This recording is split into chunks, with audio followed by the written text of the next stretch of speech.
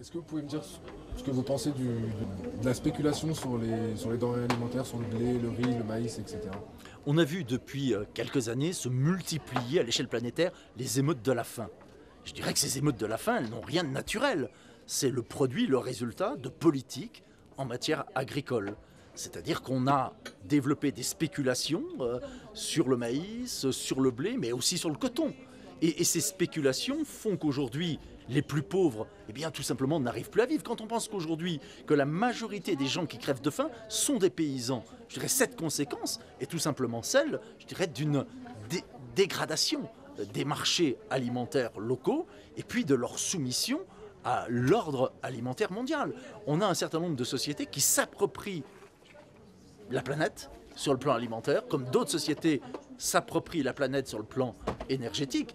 Et je dirais qu'une des premières luttes à mener aujourd'hui est celle pour desserrer les taux de l'économie dans ce domaine-là. Je dirais que le développement de la famine n'a rien d'inéluctable. Je dirais que la planète est assez riche aujourd'hui pour nourrir tous ses enfants.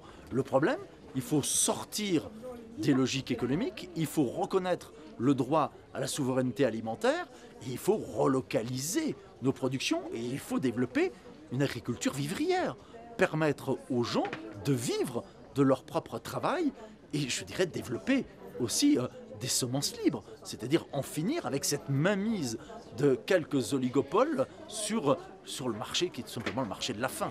Concrètement, il faudrait interdire la spéculation sur les denrées C'est alimentaires. évident. Je dirais que cette spéculation est non seulement quelque chose d'anormal, mais de meurtrier, je dirais de totalement scandaleux. Et je dirais qu'on n'a pas un problème de manque aujourd'hui de ressources, on a un scandale politique.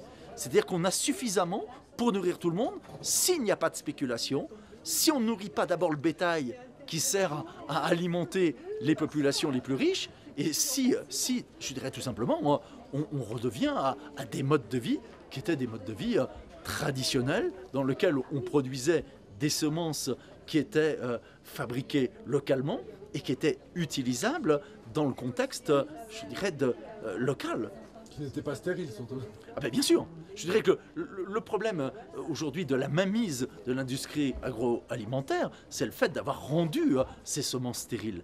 Et je dirais qu'on ne pourra s'en sortir que si on redéveloppe des semences paysannes. Et je crois que ce n'est pas par hasard que les luttes des paysans et qu'un certain nombre de mouvements comme Via Campesina, aujourd'hui sont à l'origine de renouveau d'un véritable projet politique qui est celui du buen vivir, du bien vivre.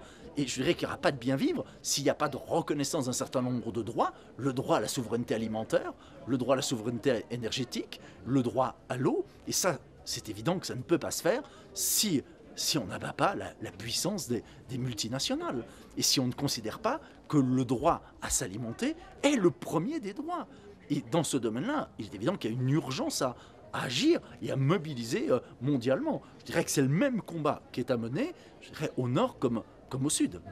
Et pensez-vous qu'on puisse, pardonnez-moi l'expression, mais attaquer en justice les traders qui spéculent, ces fameux spéculateurs, pour crimes contre l'humanité, sachant qu'ils savent les répercussions de leur spéculation? Ce qui est imaginable rapidement, ça serait de créer une sorte de tribunal Russell pour inculper, je dirais, dans un tribunal d'opinion publique, ces traders, parce qu'effectivement, il est moralement, politiquement inacceptable aujourd'hui qu'un certain nombre d'individus, pour faire du fric pour leur société financière, eh bien, tout simplement dérégulent les marchés et conduisent à la famine, je dirais, des dizaines de millions de personnes.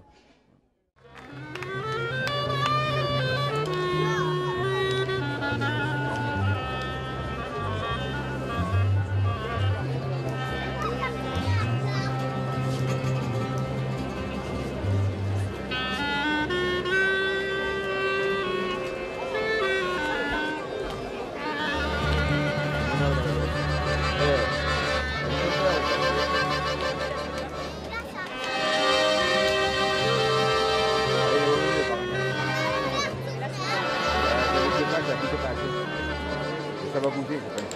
Vu que tu gagnes,